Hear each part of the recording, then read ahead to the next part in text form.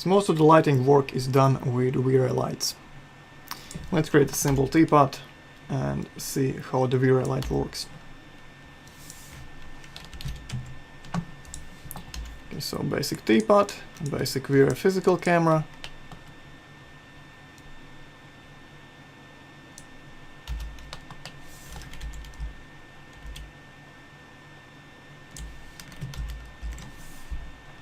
And let's see how it looks. So right now it's black because we don't have any light sources in the scene. Let's create a VrayLight and see how it looks. And create a nice and big softbox type of light. Have a nice big reflection and light the teapot. Because it looks a bit dark, that's because our camera is not adjusted for the exposure. For example, I want to increase the exposure, and I can do that by lowering the shutter speed. For example, let's set it at 50, and it looks much better now. And one more thing I like to do with my cameras is set them to neutral, and this way I don't have any color cast from the camera, and the lights look like they're supposed to look. Okay, so that's the basic render. It's a bit hard to judge from this teapot without any material. So let's create the basic VRay material. Well, maybe let's make it blue.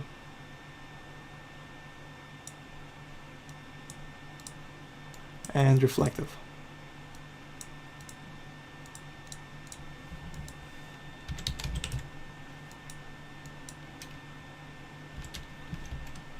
Alright.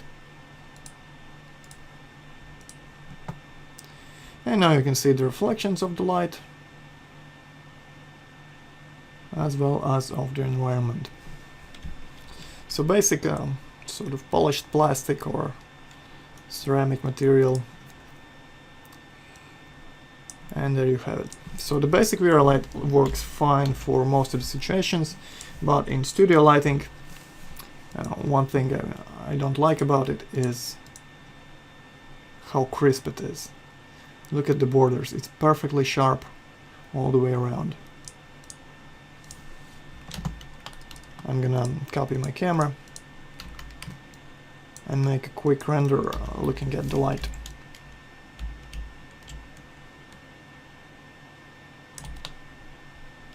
Alright, and as you can see, it's a perfectly white rectangle. No color changes, no brightness changes. It looks very artificial. So there are a couple of ways you can fix it. So the easiest way is to use a texture. So how do you do that? You open up your material editor and create a new map in an empty slot. And for the texture, I like to use the gradient ramp. Alright. So right now, if you drag and drop it in the texture slot of the light, and make an instance,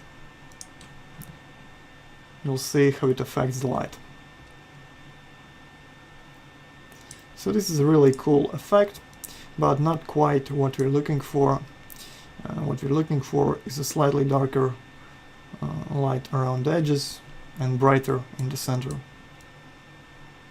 So you can change the gradient type to box, set the center to white, edges to black,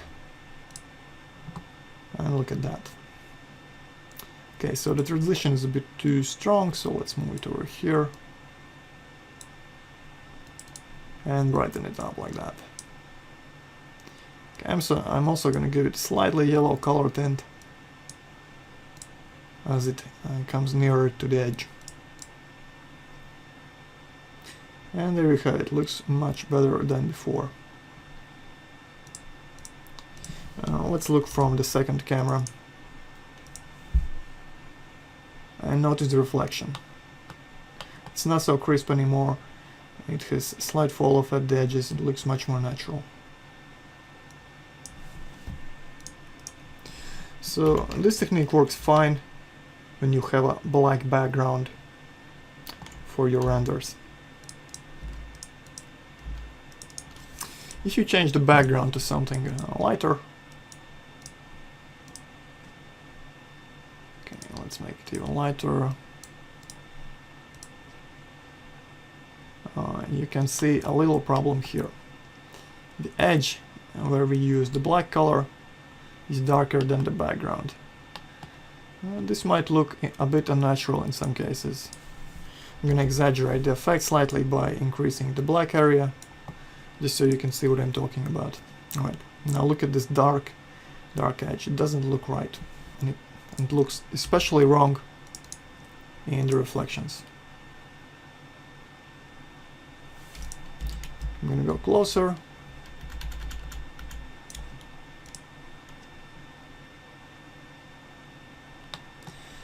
And you can see this sort of a dark outline around the reflection. It looks unnatural, especially if the reflection is larger. For example, I'm gonna scale it up.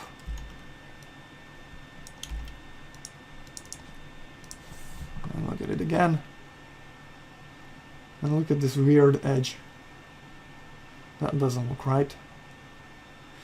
So what you can do in this case is you can replace the VrayLight with a regular plane.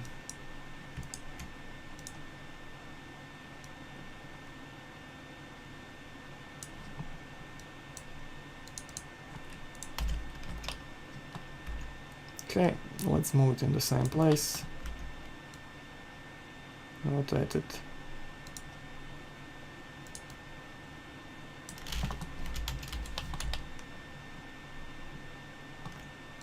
Let's turn off the light.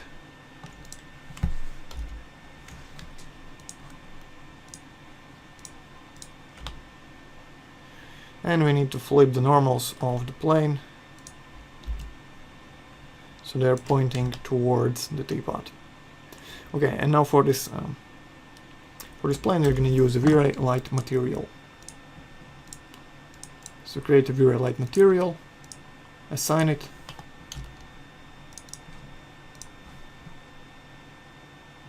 It's a bit too weak. Let's increase the setting to something like 30. Right, and with basic VrayLight material, what you have is the same crisp outline as you would have with the regular VrayLight. I'm just going to turn on the direct illumination to make the calculations more accurate. And now I'm going to show you how to use the texture with VrayLight. So you have a couple of options here. The easiest one is by using the same gradient map in the opacity slot. Make an instance and make sure you enable multiply color by opacity. And now when you render, you have a very nice smooth transition from the light to background. And notice there are no dark outlines anymore. Okay, if you don't use the multiply color by opacity, you're going to have an effect like this, which is pretty much unusable. Right, so in many cases when you have a lighter background, it's useful to use a regular plane with VrayLight material. You can make it more advanced, better looking by using mix maps, for example. Okay, so for example, let's change the gradient ramp to mix. Keep old map as submap. And I'm gonna cut my gradient ramp and paste it in the mix amount.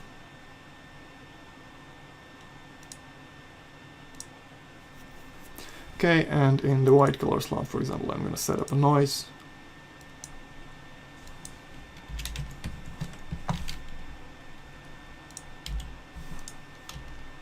Let's look at the light and see how it looks.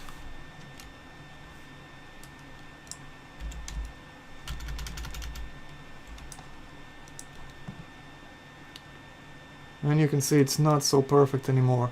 Some parts are darker, some are lighter. Which maybe the effect is too strong. And let's reduce noise size and see how it looks. Okay. It's a nice uneven looking light, much more natural than a regular V-Ray plane light. Alright.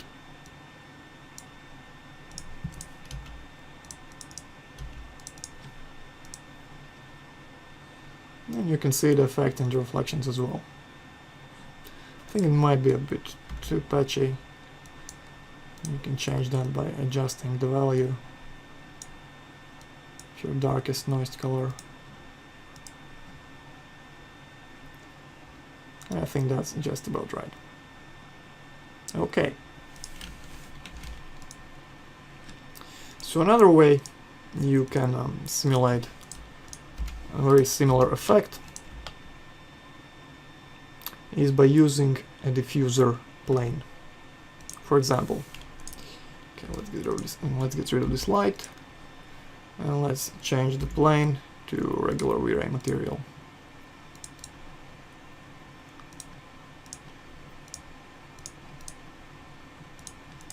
Okay, let's hide it for now, and I'm gonna create a V-Ray sphere light.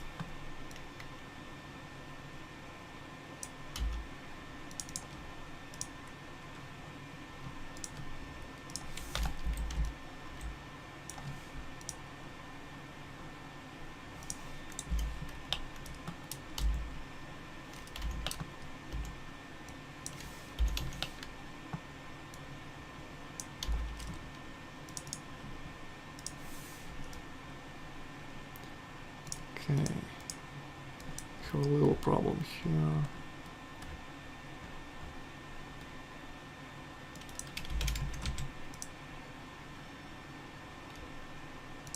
Right, so it's turned off, and that's why we can't see it. I just turn it on, and there you have it. So an ugly white crisp spot. Okay. So we can fix that by using a diffuser, just like in real photography. Let's move the light behind the diffuser plane and set up the diffuser material. So let's set the diffuse color pretty light, like 235 or so, and change it to V-Ray two-sided material. Make sure you keep the old material as submaterial. Okay,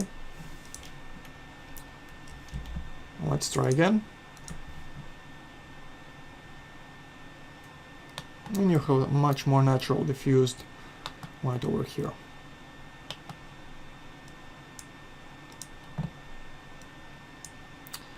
But it takes a bit longer to calculate cleanly.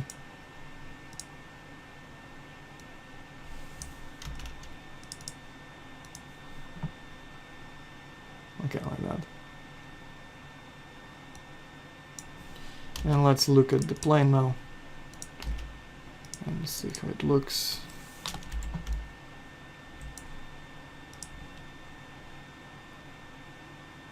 Okay, a nice diffused lighting. You can also use a noise map in the diffuse slot of your V-Ray material.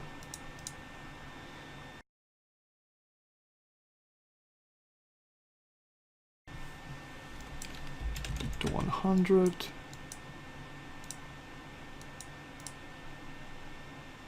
Okay. And re-render. And just a bit more variety. Alright. So this is a great way to diffuse some spherical lights. You might need to turn up the multiplier to get enough light in your scene. Okay, so let's look at some other things you can do with VrayLights. One useful feature I like is that you can make the lights invisible, make them affect reflections, speculars, diffuse, choose which ones to affect, which not. For example, let's say we have a background plane for a teapot.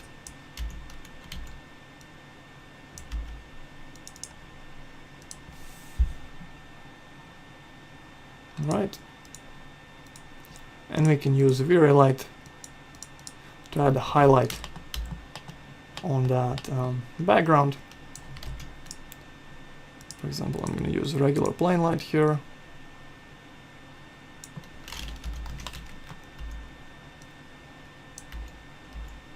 Okay, maybe rotate like this.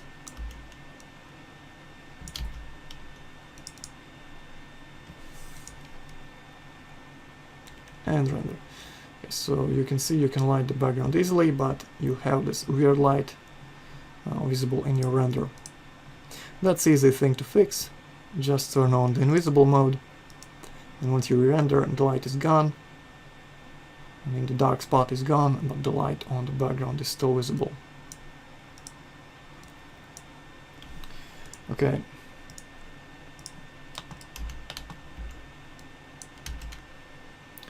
It's useful in some other scenarios as well.